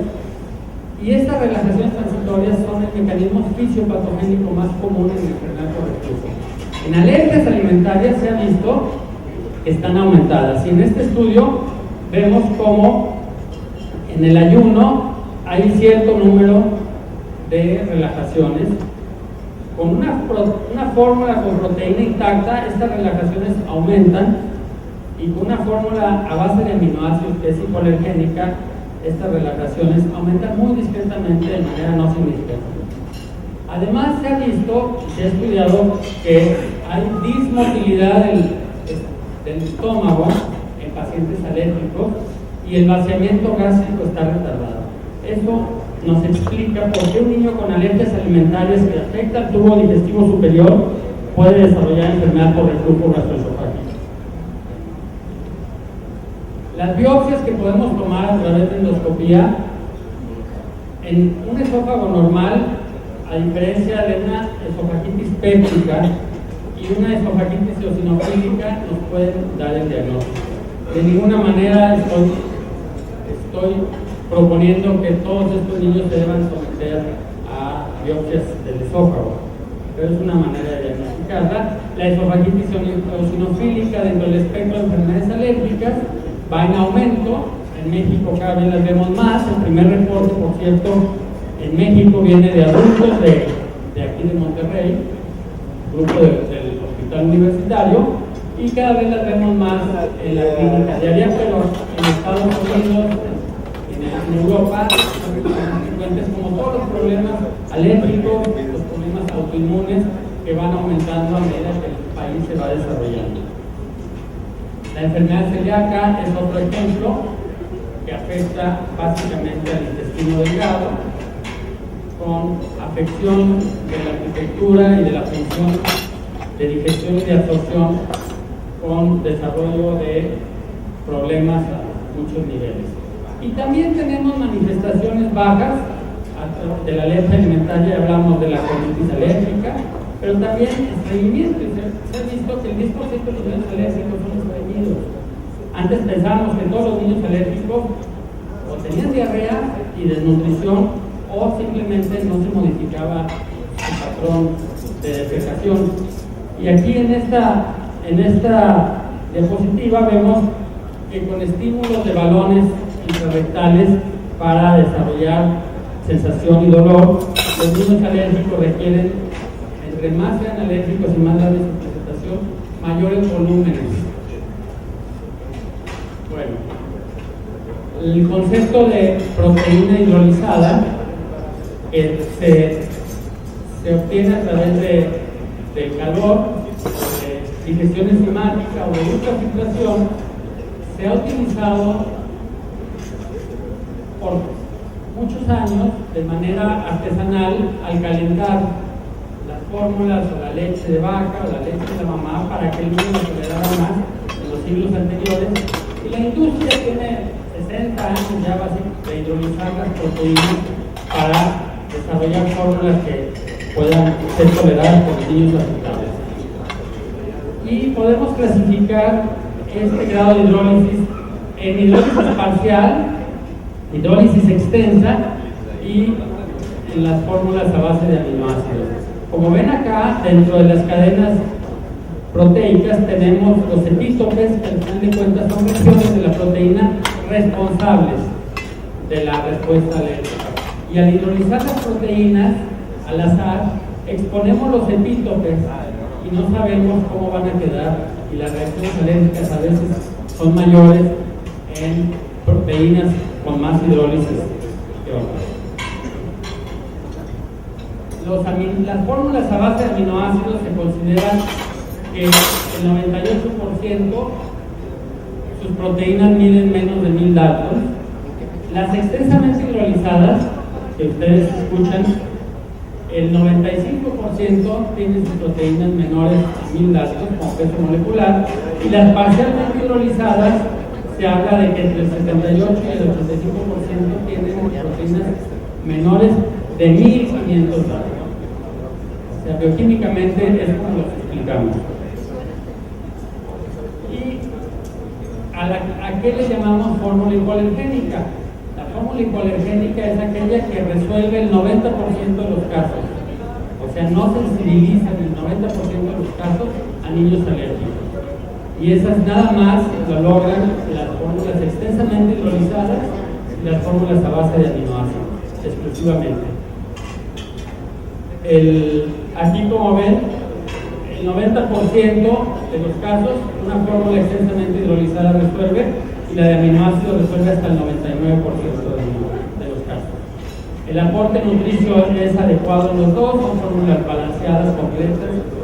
El sabor es un tema, y aquí el sabor en las extensamente hidrolizadas, las dos son malos, pero las extensamente hidrolizadas son un poco más peor. Los costos son al revés. Las de aminoácidos son más costosas que las extensamente hidrolizadas, y por lo tanto la aceptación va en relación a eso. La aceptación del paciente es por el sabor, la aceptación de los papás es por el costo. Entonces, ¿cuáles fórmulas extensamente hidrolizadas tenemos? Las tenemos a base de proteínas del suero, de la leche de vaca, a base de caseína o de ambas mezclas, a base de arroz, de soya y colágeno de cerdo. En México tenemos de las primeras cuatro fórmulas hidrolizadas en mayor o menor grado. Y es muy importante que vean que no son fórmulas hipoalergénicas las de lactosadas. La lactosa no tiene nada que ver con las alergias. Esto es un tema de los adultos básicamente, o de los niños con lesiones de la mucosa intestinal como gastroenteritis infecciosas, etc. La soya, la leche de cabra, la de yegua y las parcialmente hidrolizadas. Las parcialmente hidrolizadas son un poco confusas porque les llaman HA en el mercado. El nombre y el HA. Ese HA viene de hipoalergénico y viene desde hace muchos años. Los criterios se establecieron por el año 98-99 y las marcas ya estaban presentes. Entonces, eso confunde. Las HA no son hipoalergénicas. Las hipoalergénicas son las extensamente hidrolizadas y las de aminoácidos. Y bueno, este esquema nos da una idea práctica de cómo manejar los niños con alergia alimentaria. Aquellos que están alimentados al seno materno, se les somete a una dieta hipoalergénica a la madre. Le quitamos los principales alergenos de acuerdo a la epidemiología de la región donde estamos, y en caso de que haya mejoría, se puede retar a la madre para confirmar la respuesta y finalmente suplementarle a la mamá, dejarla con esa dieta y nada más asegurarnos de que está su alimentación completa. Calcio, como ya habíamos hablado, y el consejo dietético de seguimiento. Si no hay mejoría con esta maniobra, hay que buscar otras causas. Por el contrario, si el paciente es un paciente alimentado con una fórmula artificial, podemos intentar, si es posible, pasarlo a ser alimentado al seno materno exclusivo y seguir la vía anterior. Si no es posible, ya se fue la leche de la mamá, entonces le damos una dieta de eliminación en caso de que este bebé ya haya sido ablactado. O le damos una fórmula extensamente hidrolizada en su lugar. Si tuviera más de 6 meses, estos niños se vuelven más especiales para la aceptación del sabor, y se ha visto que cuando son IgE dependientes, la soya pudiera ser una alternativa, que no tiene tan mal sabor. Arriba de los 6 meses, IgE dependientes. Y de nuevo, suplementación de calcio y consejo dietético. Si no responden a la fórmula extensamente hidrolizada, tenemos la fórmula a base de aminoácidos como último recurso. No olvidarnos, la parte de educación en la familia es muy, muy importante. El otorgar 5 minutos más a nuestro tiempo de consulta a una familia para explicarle la naturaleza del problema es muy, muy útil. Y sobre todo explicarle las situaciones fuera del hogar cuando ya el paciente fue ablactado. La preparación de los alimentos en hoteles, por ejemplo, o el uso de alimentos ya preparados, etcétera, es muy importante para el manejo. Y bueno, hay muchas informaciones en la red que los papás pueden hacer uso de ellas. En México cada vez estamos más conscientes de la lectura de las etiquetas del contenido de los alimentos, afortunadamente. La COFEPRIS se ha vuelto cada vez más estricta. En otros países esa cultura existe desde hace muchos años, pero no es totalmente funcional. En el mismo Estados Unidos ha habido errores, fíjense nada más, del 7% con leche de vaca y del 22% con soya en un estudio realizado. Existe una unión de padres para alergia alimentaria en México, a la cual se puede accesar libremente, y la experiencia siempre ayuda para el comportamiento de los padres en situaciones esperadas. Y quiero terminar nada más con esta caricatura donde la mamá le dice al niño: cuando tenía tu edad no había alergias alimentarias. Y el niño le dice a su hermana menor: cuando tenía tu edad había alergias alimentarias. O sea que ojalá pudiéramos llegar a este punto nosotros en una entidad que cada vez vemos más frecuente, y no solo más frecuente, sino más grave. Y con esto quiero dar las gracias por su atención y creo que podemos seguir.